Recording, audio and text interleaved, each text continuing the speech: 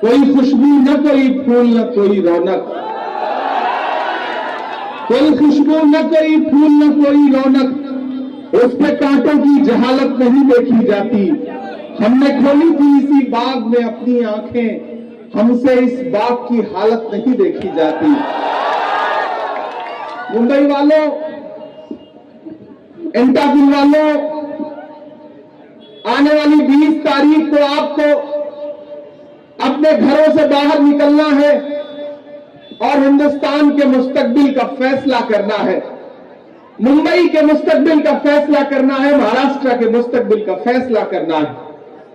यहां पर जो इंडिया गठबंधन के हमारे प्रत्याशी हैं, अनिल देसाई साहब, जिनका चुनाव निशान मशाल है, वो राज्यसभा में हमारे साथी भी है। राज्यसभा में मैं उनके साथ, हम दोनों महाराष्ट्र की नुमाइंदगी करते रहे हैं।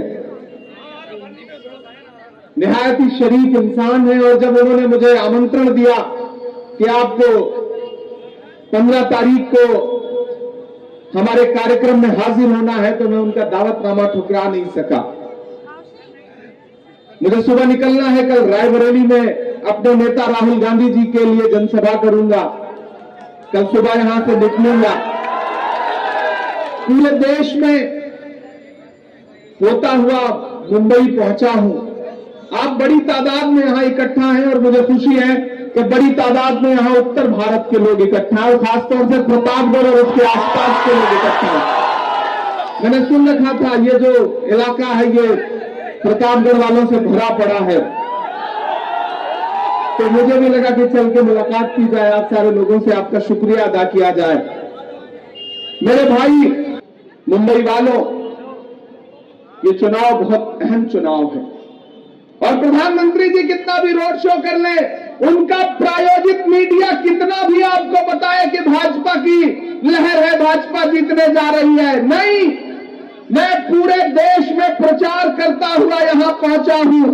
केरल हो, उत्तराखंड हो, जम्मू कश्मीर हो, पंजाब हो, उत्तर प्रदेश हो, बिहार हो, बंगाल हो, राजस्थान हो, मैं पूरे देश में प्रचार के कार्यक्रम करता हुआ मुंबई पहुंचा हूं। मीडिया में मोदी जी जीत रहे हैं और जमीन पर इंडिया अलायंस जीत रहा है। पिछले दिनों राहुल जी ने कहा ना कि भाजपा इस चुनाव में 180 सीट का आंकड़ा नहीं पार करेगी। राहुल गांधी ने कहा है तो इसे पत्थर की लकीर समझा जाए, नहीं पार करेगी, नहीं पार करेगी, नहीं पार करेगी। और ये आपको आहट जो है ना वो दिख जाएगी। इस बीच प्रधानमंत्री जी के भाषण सुनिए। अभी 4 दिन पहले राहुल जी ने कहा कि किसी न किसी मंच पर जल्दी ही प्रधानमंत्री जी रोएंगे। कल रोए वो, देखा आपने कि नहीं? कल जब रोए तो मुझसे मीडिया के एक साथी ने कहा कि इमरान साहब आज तो प्रधानमंत्री जी रो दिए, बड़ा भावुक हो गए, आप क्या कहेंगे? मैंने कहा किसी का शेर है कि वो अब तिजारती पहलू निकाल लेता है, मैं कुछ कहूं तो तराजू निकाल लेता है, मैं इसलिए भी तेरे फन की कद्र करता हूं, तू झूठ बोल के आंसू निकाल लेता है। ये हुनर आता है उन्हें। कलाकारी में, अदाकारी में कोई जवाब नहीं। अमिताभ बच्चन जी तो बहुत छोटे कलाकार हैं उनके सामने, अदाकार हैं वो। मैंने देखा है उनको पार्लियामेंट में, सुना है उनके सामने बैठ करके उन्हें। लेकिन इतना जान लो मुंबई वालों कि इस चुनाव में किसी भी कीमत पर भाजपा सरकार में नहीं आ रही है, नहीं आ रही है, नहीं आ रही है। और अगर भाजपा नहीं आ रही है तो जो जोड़ तोड़ के उनके सहयोगी हैं उनका तो कोई मतलब ही नहीं। मैं नाम नहीं लूंगा, आप बहुत समझदार हैं। हर घड़ी चश्मे खरीदार में रहने के लिए कुछ हुनर चाहिए, बाजार में रहने के लिए। हमने देखा है जो मर्दों की तरह रहते थे, मस्खरे बन गए दरबार में रहने के लिए।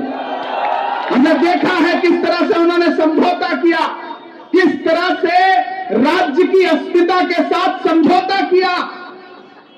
ऐसे में ये लोकसभा इस बात का सबूत पेश करेगी, अनिल देसाई साहब को एक एक वोट मशाल के सामने वाला बटन दबा करके देगी, क्योंकि हमारा मकसद सिर्फ एक लोकसभा में चुनाव हरवाना जितवाना नहीं है। हमारा मकसद दिल्ली की गद्दी से भाजपा की विदाई है, एनडीए की विदाई है।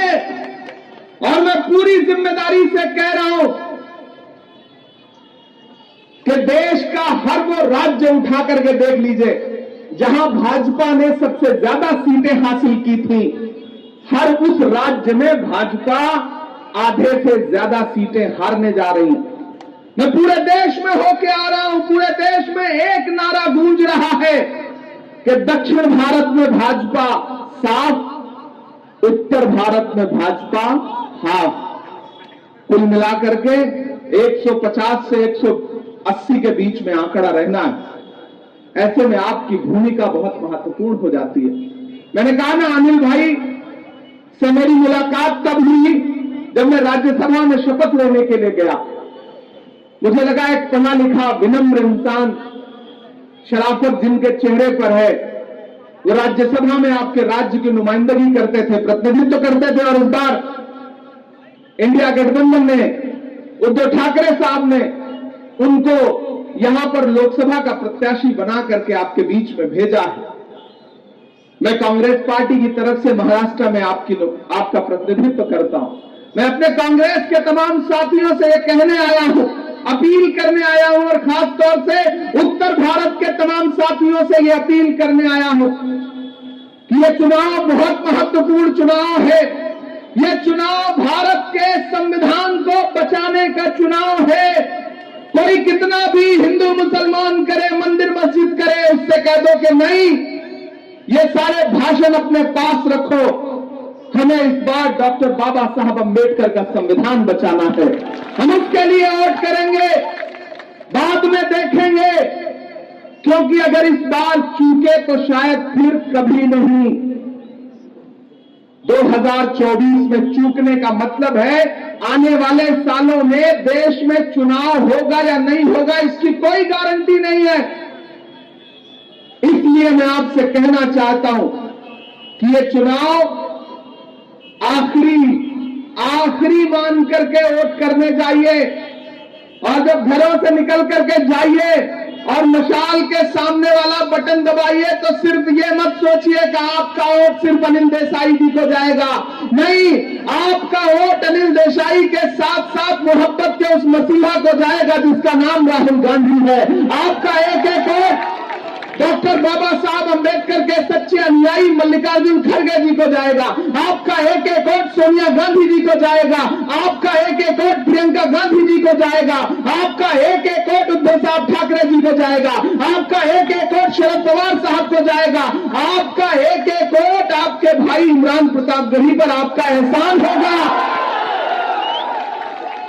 इसलिए मैं आपसे अपील करने आया हूं। मुझे पता है आप इस शदीद गर्मी में खड़े हैं, मैं भी पसीने पसीने होकर के यहां खड़ा हूं। इसलिए यहां पसीने पसीने होकर खड़ा हूं कि दिल्ली की गद्दी पे बैठे हुए शहंशाह के पसीने छुड़वाने हैं। इसलिए क्योंकि ये चुनाव, मैंने कहा ना, बहुत जरूरी चुनाव है।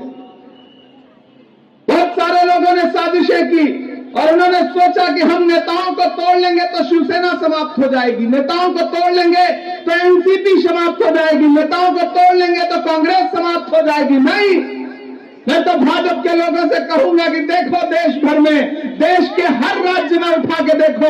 तुम नारा लगाते थे कांग्रेस मुक्त भारत का, आज उठा करके पूरे देश में देखो इंडिया अलायंस की आंधी चल रही है। इंडिया अलायंस के गठबंधन के प्रत्याशियों के लिए पूरे देश में जो जनसैलाब उमड़ रहा है, वो ये बता रहा है कि हम आतिशे सोजा में भी हक बात कहेंगे, कुंदन की तरह दहर में ताबिंदा रहेंगे। तारीख बताती है कि हर दौरे सितम में हम जिंदा थे, हम जिंदा हैं, हम जिंदा रहेंगे। कोई भी राजनीतिक षड्यंत्र, कोई भी राजनीतिक साजिश जनता का मन नहीं बदल सकती है, और महाराष्ट्र इस बात का सबूत है। महान बादशाह सिकंदर ने जब यूनान फतेह किया तो यूनान जीतने के बाद वो जीत का जश्न मनाने के लिए शहर की सड़कों पर निकला। जब वो शहर की सड़कों पर निकला तो उसने देखा कि पूरा शहर तो जश्न मना रहा है, लेकिन एक आदमी सड़क के किनारे चादर तान के सो रहा है। सिकंदर को गुस्सा आया। सिकंदर अपने घोड़े से उतरा और उतर के उस आदमी के पास गया और उसे जोर की एक लात मारी और लात मार के कहा कि क्यों रे फकीर, मैंने शहर जीत लिया है, पूरा शहर जश्न मना रहा है और तू सो रहा है। तो उस फकीर ने उन्हीं आंखों से सिकंदर की तरफ देखा और देख करके कहा कि शहर जीतना बादशाहों का काम है, लेकिन लात मारना गधे का काम है। क्या ऊपर वाले के दुनिया में इंसानों की इतनी कमी हो गई है जो उसने बादशाहत एक लात मारने वाले के हाथ में दे दी है? तो मुंबई वाले बताओ मुझे, लात तो हमको आपको भी पड़ी ना। महंगाई की लात पड़ी, नोटबंदी की लात पड़ी, जीएसटी की लात पड़ी, कारोबार बर्बाद कर दिया गया। फिर कोरोना के दौरान ऐसी ऐसी कंपनियों से चंदा लिया गया, ऐसी ऐसी कंपनियों से चंदा लिया गया कि जिनके बनाए हुए वैक्सीन हमारी आपकी रगों में दौड़ रहे हैं और कब कौन किस जिम में, कब कौन किस जगह वर्कआउट करता हुआ, कहां चलता हुआ दम तोड़ दे रहा है, इस पर कोई बात करने को तैयार नहीं। मैं पार्लियामेंट में खड़ा हुआ जब मैंने इस तरह की तस्वीरें देखी थी कोविड के वैक्सीन के लगने के बाद, तो मैंने पार्लियामेंट में यह मुद्दा उठाया। मैं हेल्थ कमेटी का सदस्य हूं, मैंने वहां यह मुद्दा उठाया कि ये 20-20 साल के नौजवान हार्ट अटैक से मर जा रहे हैं, इसके पीछे कारण क्या है? इस पर जांच कमेटी बननी चाहिए। लेकिन जांच कमेटी कैसी बनती जब इलेक्टोरल बॉन्ड के नाम पर वैक्सीन का ठेका देने से पहले ही 50 करोड़ रुपए से ज्यादा चंदा लिया गया, तो कमेटी बनती कैसे? और अब तो लंदन में कोर्ट में कंपनी ने यह माना कि हां वैक्सीन के साइड इफेक्ट हो सकते हैं और बड़े पैमाने पर हो सकते हैं। मुझे बताओ मुंबई वालों, ये हमारी आपकी जिंदगियों से खिलवाड़ नहीं है तो क्या है? मैं कांग्रेस पार्टी की मैनिफेस्टो कमेटी का सदस्य हूं। कांग्रेस पार्टी क्या कह रही है? कह रही है कि सरकार बनते ही ये 5 किलो अनाज देते हैं, हम 10 किलो अनाज देंगे। कांग्रेस पार्टी कह रही है कि जैसे ही सरकार बनेगी हम फर्जी आंकड़े नहीं देते, हम 30 लाख नौकरियां देंगे नौजवानों को। और यहां महिलाएं बैठी हैं, माएं बहनें बैठी हैं। हमारी पार्टी कह रही है कि जैसे ही इंडिया गठबंधन की सरकार बनेगी, हम हर गरीब परिवार की महिला के अकाउंट में डायरेक्ट 1 लाख रुपया सालाना देंगे। ये हमारा वादा है। इसलिए मैं आपसे अपील करने आया हूं कि ये चुनाव, ये सोच करके घरों से बाहर निकलिए कि ये चुनाव बहुत जरूरी चुनाव है। एक तरफ भाजपा और उनके सहयोगियों के, शिंदे साहब के नेताओं के झूठे भाषण हैं और एक तरफ इंडिया गठबंधन की सच्ची बातें हैं। एक तरफ नरेंद्र मोदी जी का झूठ है, एक तरफ उद्धव साहब ठाकरे और राहुल गांधी की सच्ची बातें हैं, एक तरफ उनके नेताओं के फर्जी वादे हैं और एक तरफ इंडिया गठबंधन के नेताओं के संविधान बचाने के दावे हैं। आपको यह तय करना है कि आपको नरेंद्र मोदी की सरकार बचानी है या डॉक्टर बाबा साहब अंबेडकर का संविधान बचाना है। फैसला आपके ऊपर छोड़ता हूं। भाजपा के नेताओं और आपके यहां जो सरकार चल रही है उनके नेताओं के झांसे में मत आना। वो भाजपा के एक मंत्री जो है वो एक गांव में पहुंचे, बड़ा मजे का 1 मिनट का एक वाकया सुनिए। गांव में पहुंचे और पहुंच के उन्होंने गांव वालों से कहा कि गांव वालों आओ, मैं तुम्हारी समस्याएं समाप्त करना चाहता हूं। गांव के लोग भोले भाले थे, वो इकट्ठा हो गए। मंत्री ने कहा बताओ, 2 समस्या बताओ, आज हम तुम्हारी समस्या समाप्त करेंगे। गांव वालों ने कहा साहब हमारी 2 समस्या है। पहली है कि हमारे गांव में कोई हॉस्पिटल नहीं है। तो मंत्री जी ने अपना मोबाइल निकाला, झूठ देखिए किस तरह परोसते हैं। अपना मोबाइल निकाला, पता नहीं कौन सा नंबर डायल किया और फिर लगे डांटने कि इस गांव में मुझे कल तक हॉस्पिटल चाहिए, इस गांव में हॉस्पिटल नहीं है, मैं गांव में आया हुआ हूं। ये कहकर के फोन रख दिया और गांव वालों से कहा मैंने तुम्हारी पहली समस्या समाप्त कर दी, कल तक हॉस्पिटल खुल जाएगा, दूसरी समस्या बताओ। गांव वालों ने कहा साहब हमारी दूसरी समस्या यह है कि गांव में कोई मोबाइल का नेटवर्क ही नहीं। यह है भाजपा की राजनीति, यह है उनके साथियों की राजनीति, सिर्फ झूठ और झूठ। आपकी जेब में जो रहा, जो पैसा पहले था वो भी ले लिया गया। नोटबंदी याद है ना? यहां माएं बहनें बैठी हैं, आपने अपने घर वालों से छुपा करके पल्लू में बांध के रसोई में आटे के डब्बे में जो 500 की 100 की नोट रखी हुई थी ना, मोदी जी एक दिन रात के 8 बजे चैनल पर आए, बोले भाइयों बहनों आज से ये पैसे कागज के रद्दी हैं, इनको लाइए बैंक में जमा कर दीजिए। सारा का सारा पैसा जो आपने अपने घर वालों से छुपा करके बचा करके रखा था कि किसी मुसीबत में परिवार के काम आएगा, उसे बैंक में जमा करा लिया और फिर टेम्पो भर भर के किसको दिया कुछ पता नहीं है। और अब तो आजकल उल्टा आरोप लगा रहे हैं कि अडानी और अंबानी तो कांग्रेस को टेम्पो भर के पैसा दे रहे हैं। मैं तो प्रधानमंत्री जी से कहना चाहता हूं कि प्रधानमंत्री जी आपके पास ईडी है, सीबीआई है, सारी एजेंसियां हैं, इनकम टैक्स है, कब जांच करवाइएगा ये टेम्पो में जो भर के पैसा आ रहा है। अगर आप जांच नहीं करवा सकते तो जिस दिन आपने ये बात कही कि अडानी और अंबानी कांग्रेस को टेम्पो भर के पैसा दे रहे हैं, दरअसल उसी दिन भाजपा के हारने की शुरुआत हो चुकी थी और आधिकारिक घोषणा हो चुकी थी। ये आपका डर बोल रहा था। प्रधानमंत्री जी इंडिया गठबंधन के नेताओं को कहते हैं कि ये तो शहजादे हैं, तो कभी राहुल गांधी को शहजादा कहते हैं, कभी उद्धव साहब ठाकरे को शहजादा कहते हैं। मैं तो प्रधानमंत्री जी से कहना चाहता हूं कि प्रधानमंत्री जी, एक इंसान 4000 किलोमीटर कन्याकुमारी से कश्मीर तक चला जिसका नाम राहुल गांधी है, एक टी शर्ट में, एक ट्राउजर में लाखों लोगों को गले से लगाता हुआ एक नारा लगाता हुआ कि नफरत छोड़ो भारत जोड़ो, नफरत के बाजार में मोहब्बत की दुकान खोलनी है। वो इंसान 4000 किलोमीटर चला और आप उसे शहजादा कहते हैं। अगर शहजादे ऐसे होते हैं तो ऐसे शहजादों को हम पलकों पर बिठाएंगे जो आम लोगों को गले से लगाता है। और एक तरफ आप खुद को फकीर बताते हैं, भाई कैसा फकीर जो 10 लाख रुपए का सूट पहनता है, मोबाडो का चश्मा पहनता है, मोबाडो की घड़ी पहनता है और 8.5 करोड़ के जहाज में दुनिया घूमता है। फकीर ऐसे होते हैं। देश तय करेगा कि शहजादा कौन है और फकीर कौन है। मैं तो आपके बीच में ये कहने आया हूं मेरे भाई कि अनिल देसाई हमारे अपने हैं।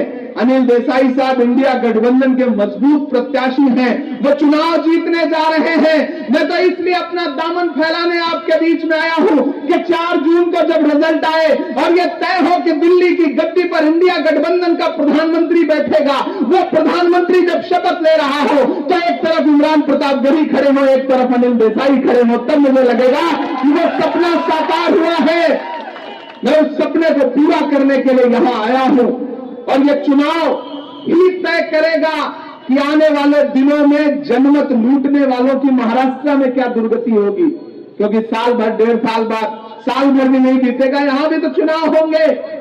तो दिल्ली का चुनाव न सिर्फ दिल्ली की गद्दी का फैसला करेगा बल्कि आने वाले दिनों में महाराष्ट्र की राजनीति का भी फैसला करेगा। तो मैं आपसे अपील करना चाहता हूं कि इंडिया गठबंधन मोहब्बत के नाम पर आपसे वोट मांग रहा है।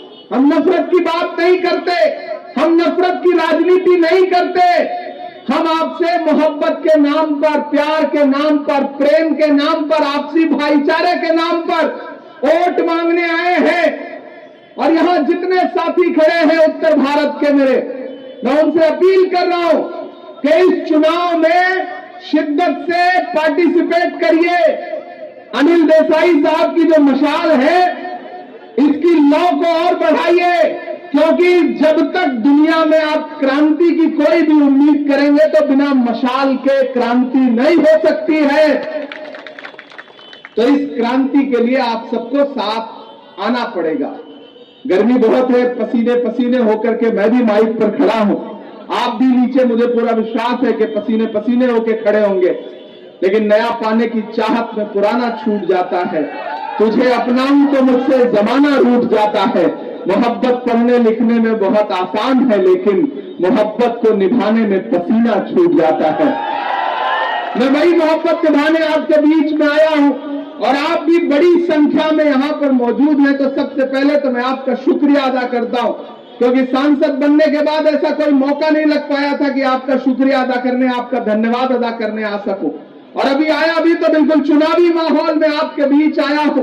और गणेश यादव जो हमारे साथी हैं, पार्टी के मजबूत सिपाही हैं, इन्होंने जब ये कार्यक्रम रखा और अनिल देसाई जी का मुझे फोन आया कि इमरान भाई आपको आना है, मैं कल बांद्रा ईस्ट में था वर्षा गायकवाड़ जी के लिए, आज यहां हूं, कल रायबरेली रहूंगा, परसों बिहार रहूंगा, लगातार देश के अलग अलग हिस्से में जा रहा हूं।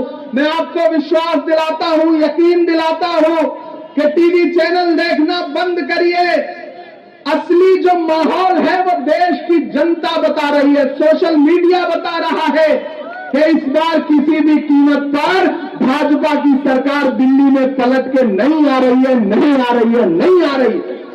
मैं ये देख के आया हूं, ये सारे नारे झूठे हैं। अब की बार इतने पर ये तो झूठा ही है, क्योंकि 15 लाख का जुमला याद है, जैसे 15 लाख का जुमला था वैसे ये भी है, वो भी सच्चा साबित नहीं हुआ, ये भी सच्चा साबित नहीं होगा। इस बार जमीन पर बहुत शानदार माहौल है। ये चुनाव इस देश के 700 किसान जो शहीद हुए हैं उनकी मौत का, उनकी शहादत का बदला लेने का चुनाव है। ये चुनाव महंगाई के खिलाफ वोट करने का चुनाव है। ये चुनाव आपकी रसोई से आपका पैसा छीनने वालों के खिलाफ वोट देने का चुनाव है। ये चुनाव पूरे देश में नफरत की आग लगाने वालों के जवाब देने का चुनाव है। ये चुनाव महाराष्ट्र के जनमत को लूटने का चुनाव है। मैं इसलिए अपनी नई नस्लों से, बुजुर्गों से, माओं से, बहनों से, नौजवान साथियों से यह कहना चाहता हूं कि इस चुनाव में पहले नंबर पर है ना, ईवीएम में पहले नंबर का जो निशान है इस लोकसभा में वो है मशाल। अनिल देसाई साहब इंडिया गठबंधन के प्रत्याशी हैं। जितने भी शिवसेना, उद्धव भाई ठाकरे साहब गुट के लोग हैं, शरद पवार जी गुट के लोग हैं, कांग्रेस के जितने साथी हैं, मैं उन सब से अपील करता हूं कि इस चुनाव में मजबूती के साथ भारत के संविधान और भारत के लोकतंत्र को बचाने के लिए आगे आइए, वोट दीजिए, अनिल देसाई साहब को पार्लियामेंट पहुंचाइए। एक वादा आपसे करता हूं कि अनिल देसाई साहब को लोकसभा पहुंचाइए। वो लोकसभा में आपके मुद्दों पर खड़े होकर के लड़ेंगे, मैं राज्यसभा में खड़ा होकर के आपके मुद्दों पर लड़ूंगा। अच्छा ऑफर है, एक जिताइए, साथ में एक फ्री पाइए। एक के साथ एक फ्री, इससे अच्छा ऑफर क्या हो सकता है। और मेरा तो सौभाग्य यह है कि मैं आपका ही प्रतिनिधित्व करता हूं, तो मैं आपसे अपील करूंगा कि पूरे मुंबई में इंडिया गठबंधन के सारे प्रत्याशियों के लिए मेरी आपसे अपील है कि अपने दोस्तों को, रिश्तेदारों को, संबंधियों को, परिवारजनों को, मित्रों को, सबको अपील करिए, उनसे कहिए कि बाद में बाकी मुद्दे देखेंगे, इस बार तो डॉक्टर बाबा साहब का संविधान सर आंखों पर रखना है, आगे बढ़ना है, संविधान बचाना है। और देश के प्रधानमंत्री ने झूठे वादे किए थे, उन वादों का जवाब लेना है। उनसे पूछना है कि जब उन्होंने कहा था कि भाइयों बहनों देश के खजाने की चाबी मुझे सौंप दो, मैं देश नहीं लूटने दूंगा, और उसके बाद पूरा देश देख रहा है कि चौकीदार ने कैसी चौकीदारी की। मैं तो देश की पार्लियामेंट में खड़ा होकर भी उनसे सवाल पूछता हूं और यहां भी उनसे पूछ रहा हूं